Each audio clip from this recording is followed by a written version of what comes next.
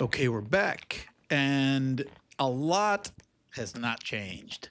So let's get started. As you know, my name is Musa. I'm an attorney, and I have been for the last 25 or so years. I work in 3 different jurisdictions.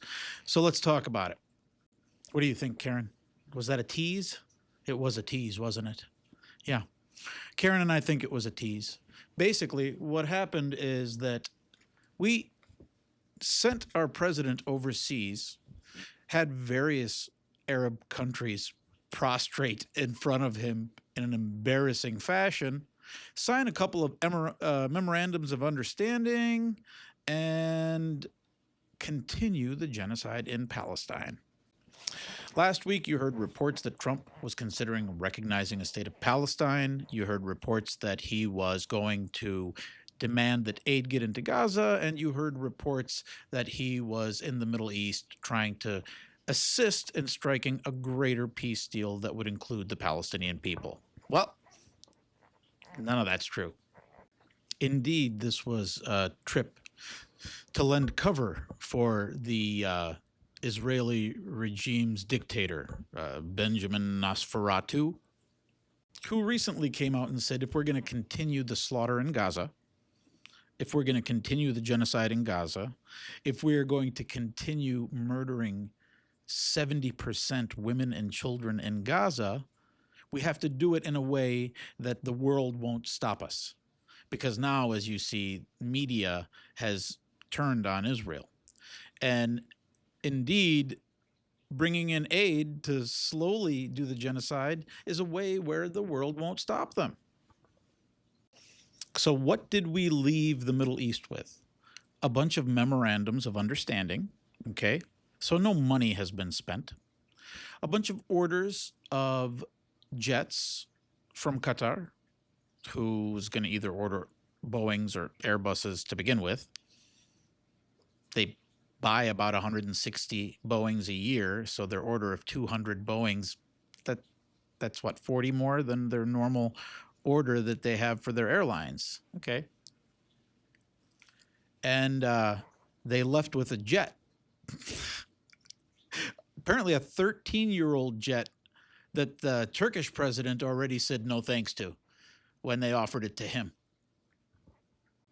Meanwhile, the militants in Gaza released Idan Alexander, who refused to meet with Nosferatu before he came back to the United States.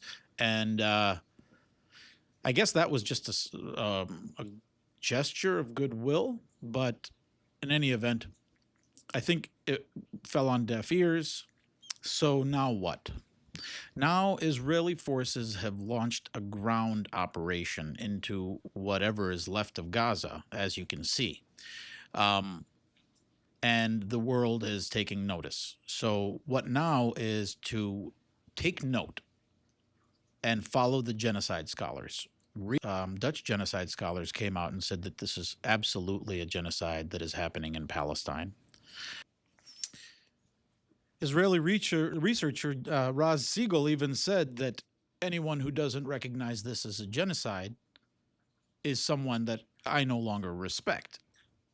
Additionally, Professor Unger Umit of the University of Amsterdam, when asked about people who did not believe that what was happening in Palestine was a genocide, well, he says, I don't know any of them. Meanwhile, you have judges and lawyers here in the United States saying kill all the Palestinians, right?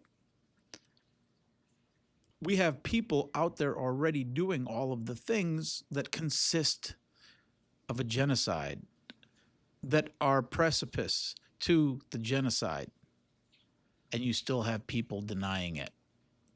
So it's time to start recording things. Take, for example, 160 countries that recognize Palestine around the world, and nearly 160 countries that recognize that there is a genocide happening. Take comments. For example, if you go on X and you see these comments where they're talking about kill all the Palestinians and things like that, the same way that people in the United States are tweeting things out to Marco Rubio is the same way that you can do things in foreign countries. For example, if you see someone that is making genocidal statements, you can go ahead and email the foreign ministry of these foreign countries. And if that person goes to travel there, that's going to ruin their trip. Um, and now that they're widening the scale and there's been indictments on genocide, it's going to really shrink their orbit. Now, keep in mind, this call to action is not for one race, religion, or creed, but rather for the malignant. And it's easy. It's like obscenity. You know it when you see it. So let's wrap up. Trump's trip to the Middle East was a tease. It showed the complicity of those Arab countries and likely provided cover for Israel to continue the genocide.